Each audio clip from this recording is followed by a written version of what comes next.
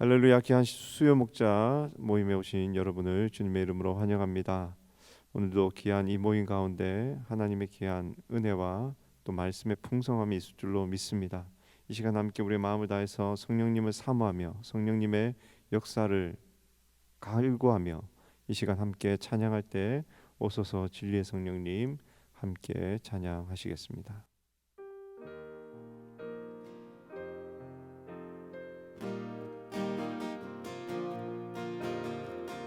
오소서 진리의 성령님, 이 땅 흔들며 임하소서. 거짓과 탐욕 죄악에 무너진 우리 가슴 정케 하소서. 오소서 은혜의 성령님, 하늘 가르고 임하소서. 거룩한 불꽃 하늘로서 임하사 타오르게 하소서. 주 영광 위에 부흥의 불길 타오르게 하소서. 진리의 말씀 이 땅 새롭게 하소서. 은혜의 강물 흐르게 하소서. 성령의 바람 이 땅 가득 불어와 흰 옷 입은 주의 순결한 백성, 주의 영광 위에 이제 일어나 열방을 치유하며 행진하는 영광의 그날을 주소서. 오소서 진리의 성령님, 이 땅 흔들며 임하소서. 거짓과 탐욕 죄악에 무너진 우리 가슴 정케 하소서. 오소서 은혜의 성령님, 하늘 가르고 임하소서. 거룩한 불꽃 하늘로서 임하사 타오르게 하소서. 주 영광 위에 부흥의 불길 타오르게 하소서. 진리의 말씀 이 땅 새롭게 하소서. 은혜의 강물 흐르게 하소서. 성령의 바람 이 땅 가득 불어와 흰 옷 입은 주의 순결한 백성, 주의 영광 위에 이제 일어나 열방을 치유하며 행진하는 영광의 그날을 주소서. 흰 옷 입은 주의 순결한 백성, 주의 영광 위에 이제 일어나 열방을 치유하며 행진하는 영광의 그날을 주소서.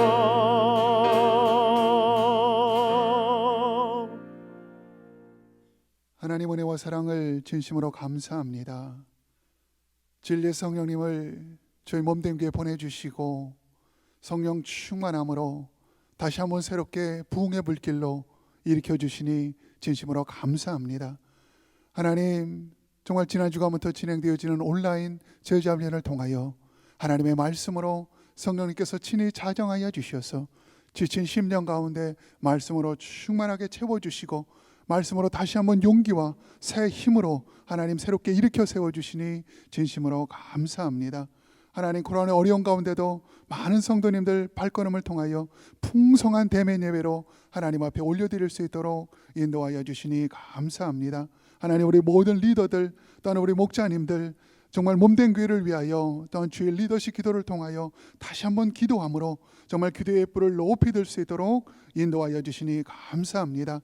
하나님, 우리 모든 양무리 정말 교구 우리 목자님들 성령 충만함으로 붙들어 주시고 하나님, 코로나 전에 그 양무리 모임 사랑의 그 아름다운 펠로십을 다시 새롭게 회복되어 줄 수 있도록 인도하여 주옵소서. 하나님, 갈급하는 모든 심령들이 새롭게 모임으로 말미암아 정말 양무리와 교우가 든든히 세워져 나아갈 수 있도록 역사하여 주시옵소서.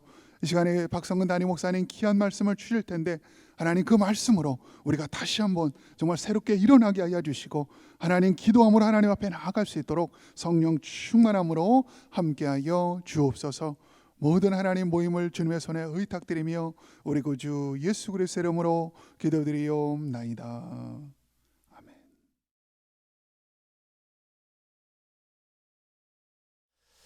할렐루야. 우리 귀한 목자님들 또 주 안에서 만나 뵙게 돼서 반갑습니다.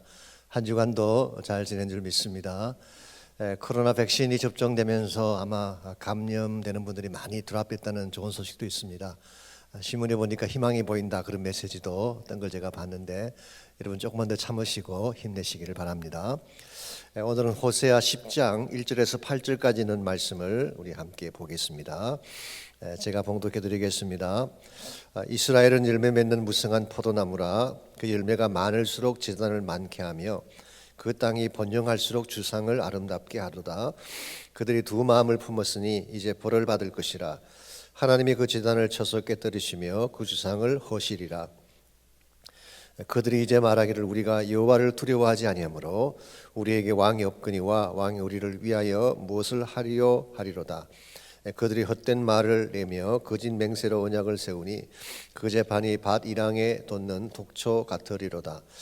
사마리아 주민이 벳 아웬의 송아지로 말미암아 두려워할 것이라. 그 백성이 슬퍼하며 그것을 기뻐하던 제사장들도 슬퍼하리니 이는 그의 영광이 떠나감이며 그 송아지는 아수르로 옮겨다가 예물로 아렙 왕에게 드리니 에브라임은 수치를 받을 것이요 이스라엘은 자기들의 계책을 부끄러워할 것이며 사마리아 왕은 물 위에 있는 거품같이 멸망할 것이며 이스라엘의 죄 곧 아웬의 산당은 파괴되어 가시와 찔레가 그 제단 위에 날 것이니 그때에 그들이 산들어 우리를 가리라 할 것이요 작은 산들어 우리 위에 무너지라 하리라.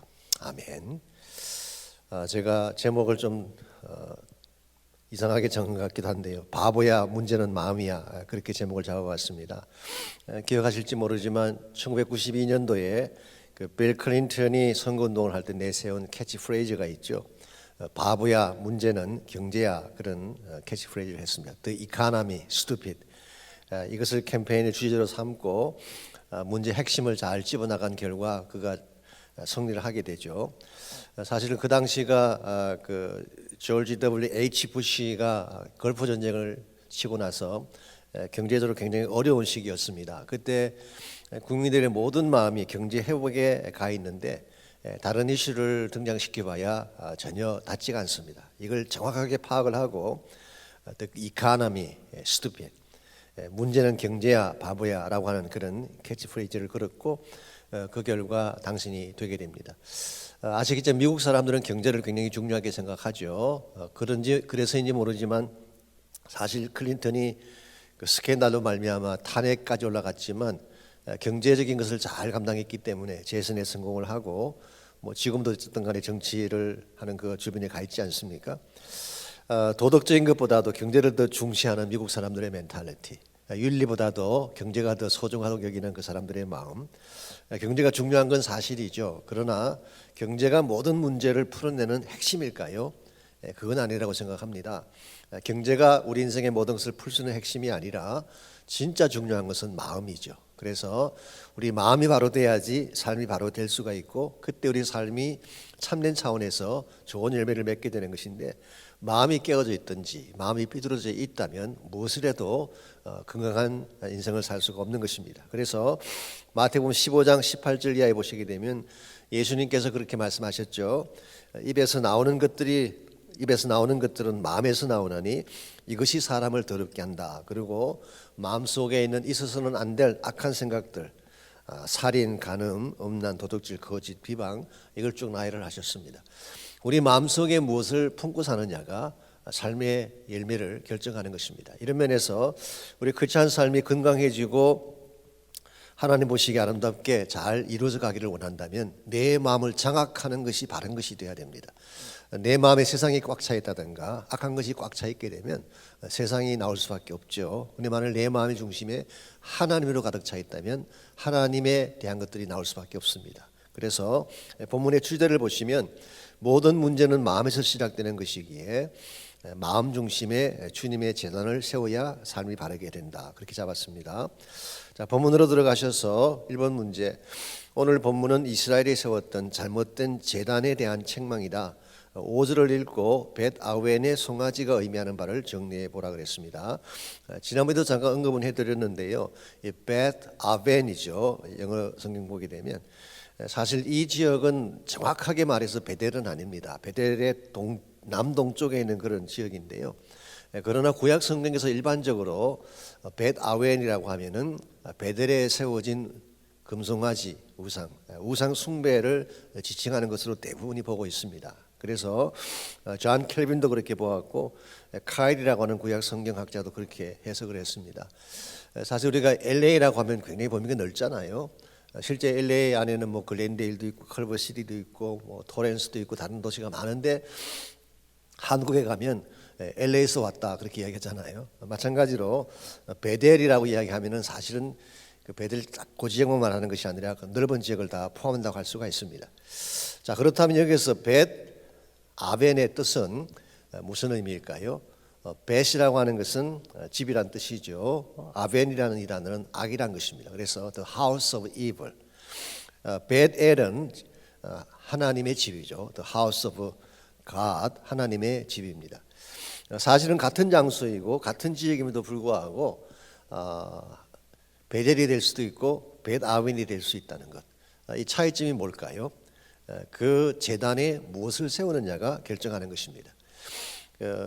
베델이라는 그 지역에 하나님의 제단을 세울 경우에는 영광된 하나님의 집이 되겠지만 그게 금송아지 우상을 세우게 되면 악의 집이 되고 악을 생산하는 중심지가 되는 것입니다. 이런 면에서 사실 우리 마음 중심에 하나님이 계시냐 아니면은 세상에 악이 들어와 있느냐, 이것이 우리 크리스천 삶의 모든 걸 다 결정한다고 해도 과언이 아닙니다. 그래서 우리 마음이 바로 돼야 되고 마음의 재단이 건강해야 되는데 사실 구약 성경에 나오는 이스라엘 백성은 이 마음의 재단이 잘못되어 있었습니다. 그래서 반복적이지만 이스라엘이 망하게 된 근본 이유를 마음의 중심에 하나님이 아닌 우상을 세운 그 사실을 지적하고 있죠. 그래서 5절에서 8절을 다시 보시면은 이와 같이 그 금송아지 제단이 그들의 중심을 차지하고 있을 때에 그 제단이 가져올 결과가 여기 나와 있습니다. 먼저 5절에 보시게 되면 사마리아 주민이 벳 아벤의 송아지로 말미암아 두려워할 것이라고 했어요. 금송아지를 세워놓으면은 평안이 오는 것이 아니라 두려움이 온다. 두 번째는 슬퍼할 것이다. 슬픔이 찾아온다. 세 번째는 영광이 떠나간다. 수치가 찾아온다. 그래서 금송아지 제단이 결국 우리에게 안겨주는 것은 두려움과 슬픔과 수치밖에 없습니다. 6절에 보시면은 그 금송아지는 아수르로 옮겨다가 아렙 왕에게 예물로 드려지게 된다고 했습니다. 여기 아렙 왕이 나오는데 이것은 그 실제 왕의 이름이라기보다는 하나의 지칭으로 보는 것이 좋습니다. 그래서 싸움의 왕 밑에 우리 줄을 보게 되면 싸움의 왕이라고 되어 있죠. 그래서 전쟁의 신, 전쟁의 왕 그렇게 번역할 수가 있는 것입니다. 아마 실제로는 그 티글라스 벨레셋이라고 하는 그 아수르의 강력한 왕을 지칭한다고 보는 것이 옳을 것입니다. 결국 그 왕에게 조공을 드리게 되고 백성도 끌려가게 되고 7절에 보면은 결국 그 왕조가 망하지 않습니까? 왕조가 망하게 됩니다.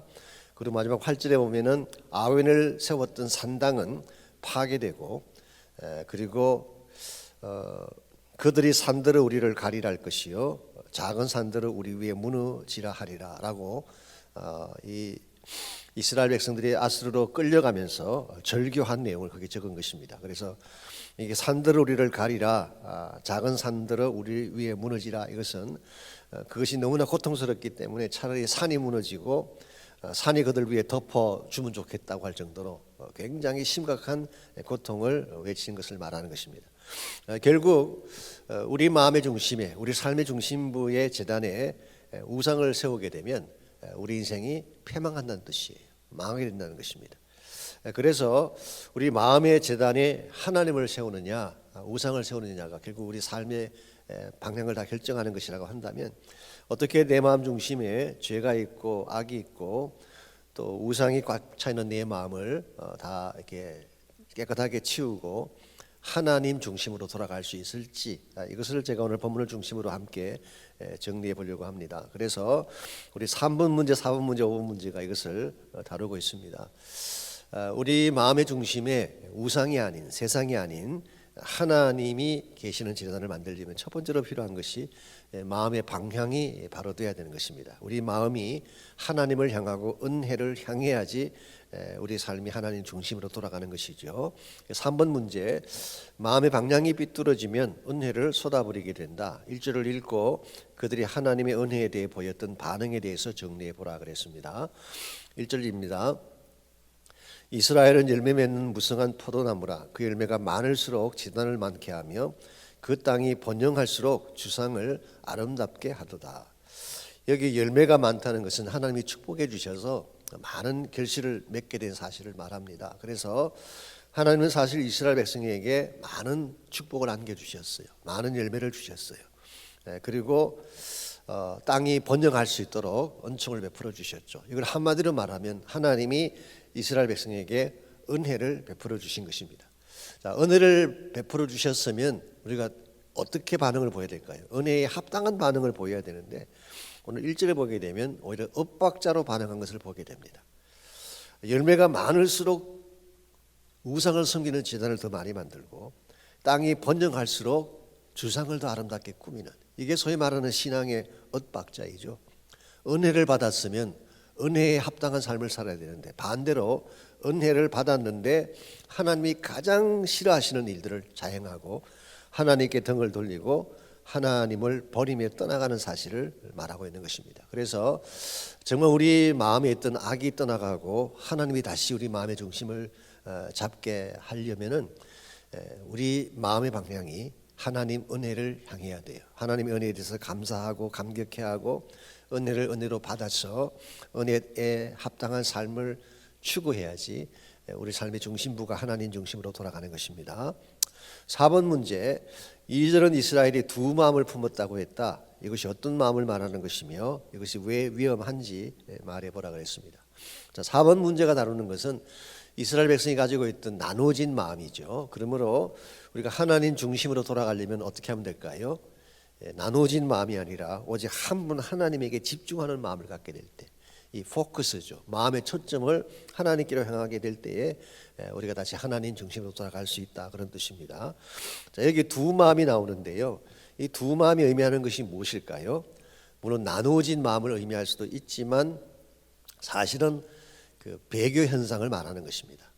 당연히 하나님에게 선택받고 하나님을 섬겨야 되었던 그 사람들이 하나님도 섬기지만 우상도 같이 섬김으로 말미암아 두 개의 마음을 품고 두 주인을 섬기게 되는 그 케이스를 의미하는 것입니다. 여러분, 성경에서 투라고 하는 단어, 둘이라고 하는 이 숫자는 좋은 숫자가 아닙니다. 오래전에 그 프레드릭 브루너라고 우리 플로신학교에서 공부를 하시고 그 성령의 신학에 대한 책을 쓰신 분이시죠. 그분은 그런 말씀하셨어요. Two is the fatal number in Christianity. 우리 기독교에 있어서 2라고 하는 숫자는 fatal number다, 치명적인 숫자다, 이제 그런 이야기를 했습니다. 자, 구원의 길이 두 가지라고 한다면 맞겠습니까? 말이 안 되죠. 우리 기독교는 그걸 용납할 수가 없습니다. 구원의 길은 한 가지라야, one이라야 돼요. 하나님이 두 하나님이 됐을 되겠습니까? 있을 수가 없죠. 한 하나님. 우리가 섬겨야 될 주인이 두 주인일 수가 없습니다. 두 주인을 함께 섬길 수가 없죠. 그래서 진리가 하나인 것처럼 크리스찬 삶의 모든 것은 한 하나님, 한 분에게로 집중을 해야지 바르게 되는 것입니다. 만약 우리의 마음이 하나님께도 향하고 세상도 향하고 하나님도 섬기지만 우상이나 물질도 섬기는 두 마음이 된다면 우리 삶이 어떻게 될까요? 삶의 초점이 흐려지기 때문에 방향성을 잃게 되는 것입니다. 그리고 계속 웨이브링하는, 이쪽 갔다 저쪽 갔다 계속해서 움직이게 되는 그런 삶을 살게 되고, 결과적으로는 인생의 열매가 아름답지 못하는 방황으로 끝나게 되는. 사실 이스라엘 백성의 40년 광야 생활이 허무했던 이유 중에 하나가 이것입니다.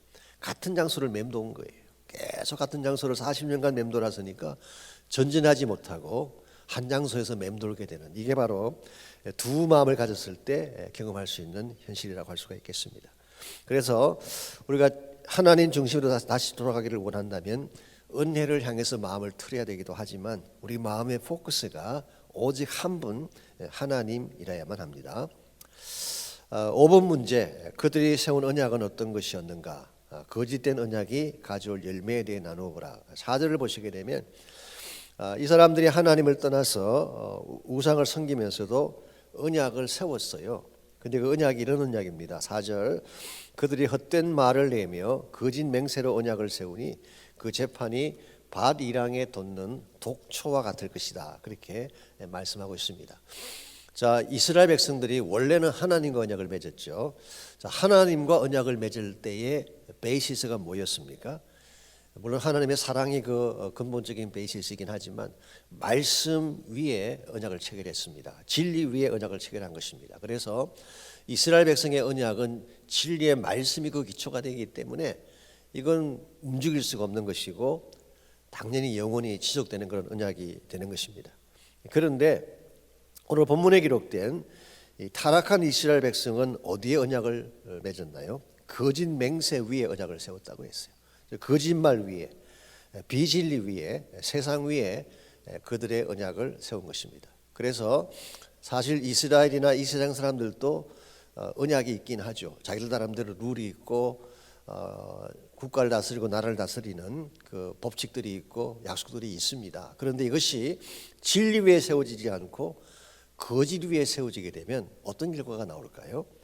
오늘 4절 하반부를 보시게 되면 그들의 집행하는 그 모든 저스티스가, 이 재판이라고 번역했는데 그 모든 정의가 마치 밭이랑에 돋아나는 독초와 같이 된다. 이 밭이랑이라고 하는 것은 농부가 이제 씨앗을 심을 때 밭을 가는 것을 말하죠. 고랑을 팝니다. 고랑을 파고 잘 그 파진 그 고랑에 이제 씨앗을 뿌리면은 거기서 뭐가 나와야 됩니까? 곡식이 올라오고 그것이 열매를 맺어서 우리에게 풍요로운 삶을 주어야 되는데 하나님의 언약 위에 세워지지 않고 거짓 위에 세워진 언약의 결과는 독초를 낸다는 것입니다. 독초라고 하는 것은 사실은 사람을 죽이는 것을 말하는 것이죠. 그래서 세상 사람들이 말하는 언약이 진리 위에 서 있지 아니할 때 사실 수많은 사람들을 죽일 수가 있게 되고 독초처럼 포이전처럼 사람들을 어렵게 만드는 경우가 참 많습니다. 하나님의 백성은 세상의 언약이나 세상이 말하는 언약이 우리의 기초가 돼서는 안 돼요. 하나님 말씀의 진리 위에 우리 언약을 세우고 하나님 자신이 우리 언약의 대상이 될 때 우리 삶이 진실로 회복이 되고 바른 방향으로 나아갈 수가 있게 되는 것입니다. 그래서 우리 마음에는 사실 처음부터 죄악이 있었고 또 우리 마음 속에는 하나님이 없고 우상이 꽉 차 있던 것이 우리의 원래 모습이었죠. 그런데 예수님 만난 이후로 주님 내 마음 중심에 오시는 그 이후로 그동안 내가 가지고 있던 모든 더러운 죄악들과 악한 것들과 또 불필요한 우상들을 다 제거하고 하나님의 사람으로 살겠다고 결심한 것, 이게 바로 크리스찬 라이프잖아요. 그렇게 결심을 했다면 이제부터 여러분은 마음의 중심에 세상이 아니라 하나님을 모시고 살아야 된다는 것입니다. 그래서 내 마음의 재단에 하나님이 계셔서 그분이 내 모든 삶을 주관할 때에 그때 우리 삶은 더 아름다워지고 건강해지고 하나님의 영광으로 쓰임받게 되는 것입니다. 그래서 6번 문제 보시면 무엇이 마음을 장악하느냐가 중요하다. 마음 중심에 주님의 재단을 세우려면 무엇을 바르게 해야 될까? 말씀드린 것처럼 마음의 방향을 바르게 해야 됩니다. 그래서 은혜를 향해 나가야 돼요. 두 번째로 마음의 초점을 바르게 해야 됩니다. 주님 한 분만이 마음의 초점이 돼야 된다는 것입니다.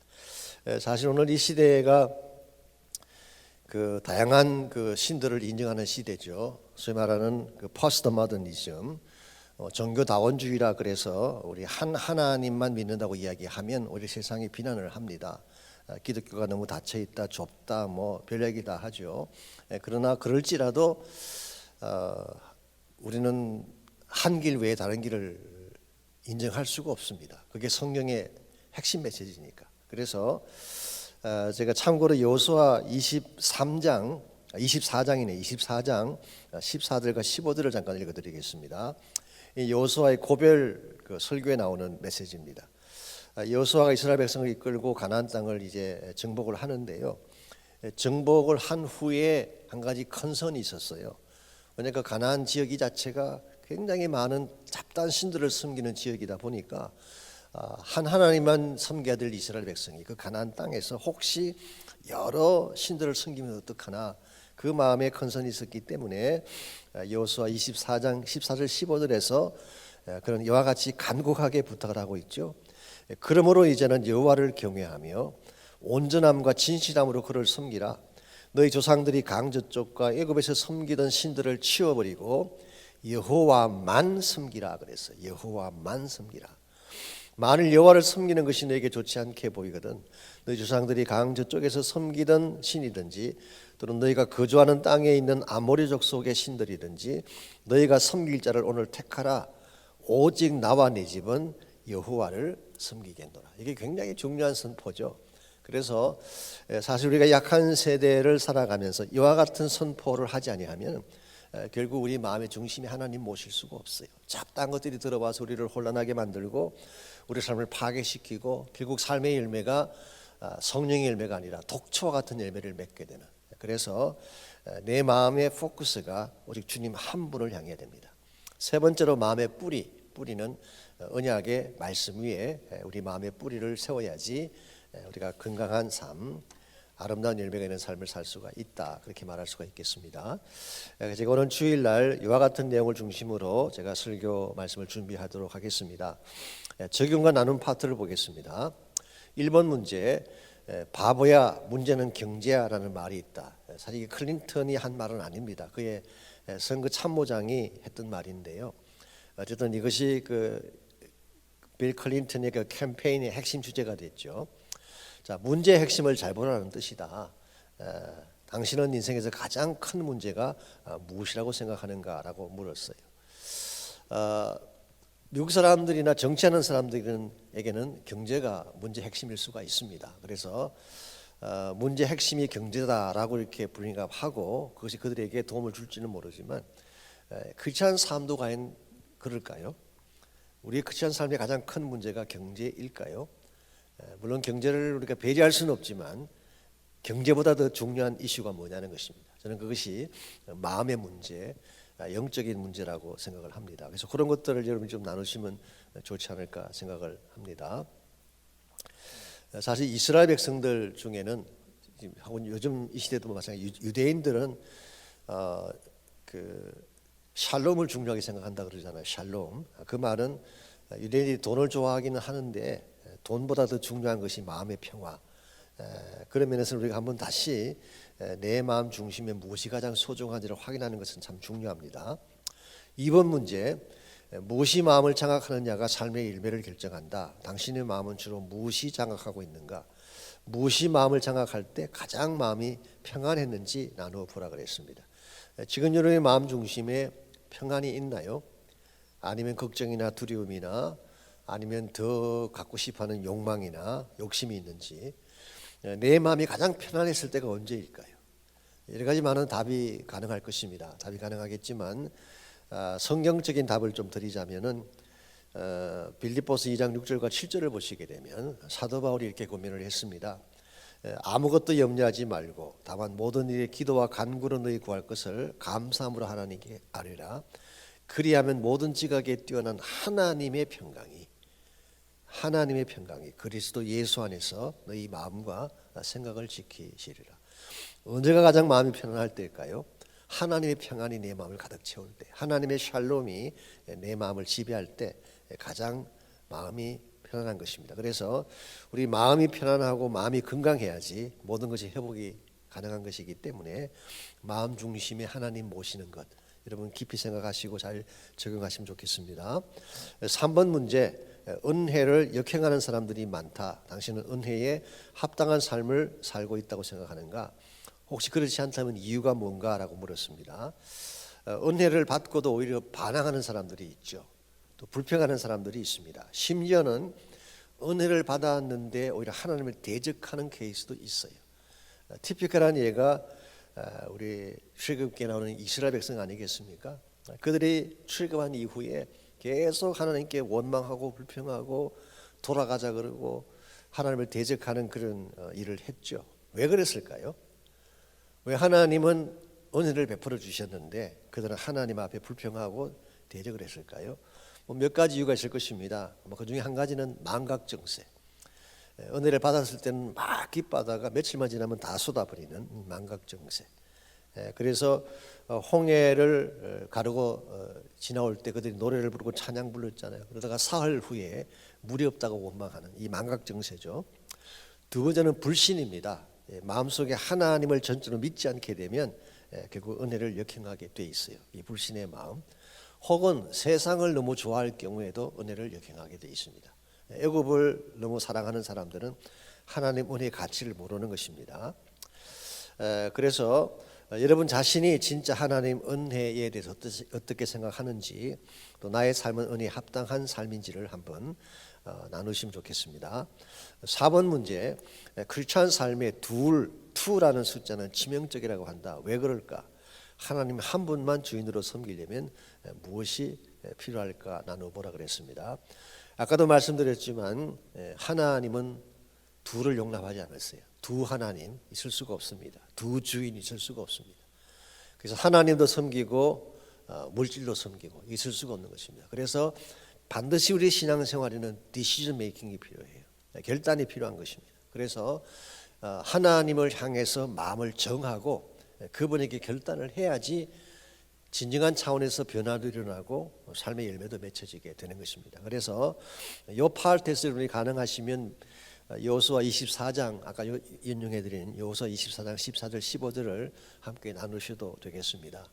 여호수아는 나와 내 집은 여호와만 섬기겠다 선포했잖아요. 이 선포와 결단이 결국 그 건강한 삶을 이끄는 출발점이 되는 것입니다. 그래서 하나님 한 분만 섬기는데 필요한 것이 무엇인가? 여러분 나누시면 좋겠습니다. 5번 문제, 바른 언약 위에 마음의 뿌리를 내려야 인생이 아름답게 된다. 당신은 언약의 말씀 위에 뿌리를 내리고 있는가? 이것이 왜 중요한지 나누어 보라고 했습니다. 말씀의 언약이 아닌 세상의 약속 위에, 세상의 거짓 위에 마음의 뿌리를 내리면 마음에 독초가 생긴다고 했죠. 마음에 독초가 생기면 그 독초가 여러분 자신을 죽이는 것입니다. 그래서 사실 신문을 보시든지 뉴스를 보든지 세상이 말하는 그 수많은 그 약속들이 있습니다. 이것만 하면 잘 살게 되고 이것만 하면 행복해지게 되고 뭐 술 광고를 봐도 그렇고 심지어 마약하는 분들 이야기 들어보게 돼요. 마약만 하면 행복자가 된다 그러잖아요. 이게 다 이제 거짓 약속이죠. 거짓 위에 마음의 뿌리를 내리는 케이스죠. 이건 망하는 길입니다. 이것이 독초같이 여러분의 인생을 죽이기 때문에. 그러나 말씀 위에 우리 삶의 뿌리를 내리게 되면 어떻게 될까요? 우리 마음의 뿌리를 말씀 위에 내리게 되면 그럴 때 진리의 열매가 맺혀지게 되고 사랑도 하게 되고 거룩함도 행할 수가 있게 되고 우리 삶이 하나님이 기뻐하는 방향으로 나아가게 되는 것입니다. 이런 면에서 우리 마음의 뿌리를 말씀 위에 세우는 것 굉장히 중요하고 이걸 위해서 여러분이 좀 나누기도 하시고 특별히 큐티나 제자훈련의 소중함에 대한 것도 함께 쉐어하시면 좋지 않을까 생각을 합니다. 기도 제목입니다. 첫 번째는 마음의 재단을 다시 세우게 하십시오. 사실 우리 마음의 재단이 많이 무너졌어요. 예수 믿은 이후에 내 마음 중심에 하나님이 계시지 않고 잡다한 것들이 들어와서 내 마음에 거룩한 재단들이 많이 허물어지고 깨어졌습니다. 이걸 어떻게 하면 다시 세울 수 있을까요? 죄는 토해내고 자복하고 내 마음에 다시 말씀이 들어와서, 말씀과 성령이 들어와서 무너진 재단을 세워야지 진정한 차원의 회복과 부흥이 일어나는 것입니다. 그래서 마음의 재단을 다시 세우게 해주십시오. 두 번째로 주일학교와 선교를 위한 기도 계속해 주시기를 바라고, 마지막으로 코로나와 또 성도들의 안전을 위한 기도 계속해 주시기를 바랍니다. 또 한 주간 여러분 믿음 안에서 승리하시고 특별히 건강 잘 지키셔서 건강하시는 그런 삶을 사시기를 바랍니다. 제가 기도하고 마치겠습니다. 하나님, 내 마음의 중심에 하나님이 아닌 세상이 가득 차 있다면 내 마음을 하나님의 말씀이 다스려 주시고 성령께서 다스려 주셔서 내 마음 재단에 하나님 한 분만을 모실 수 있는 은혜가 임하게 도와 주옵소서. 하나님 한 분만을 사랑하게 하시고 자랑하게 하시고 그 권세와 능력을 붙잡게 하시셔서 참 이 땅을 살아가고 있지만 하나님 백성답게 거룩하게 아름답게 존귀하게 살아갈 수 있는 우리 모두 되게 하여 주옵소서. 예수님의 이름으로 기도하옵나이다. 아멘.